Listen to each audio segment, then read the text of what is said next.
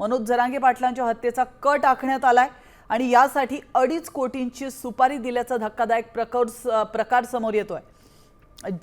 Jalna police ठाण्यामध्ये तक्रार दाखल केली आहे आणि आरोपींना पोलिसांनी ताब्यात घेतलेलं आहे। अमोल खुणे, दादा गरुड या दोघांना ताब्यात घेतल्याची माहिती मिळते आहे। या प्रकरणी पोलिसांकडून अधिकचा तपास सुरू आहे। तर यावर ओबीसी नेते नवनाथ वाघमारे यांनी जरांगेंवर खोचक टीका केली आहे। मनोज जरांगे या महाराष्ट्राचे डॉन आहेत। डॉनला कोण धमकी देत असतं का? हे काहीतरी मला वेगळंच प्रकरण असल्याचा संशय येतोय। मनोज जरांगे पाटील यांना कोणी धमकी देऊ शकत नाही।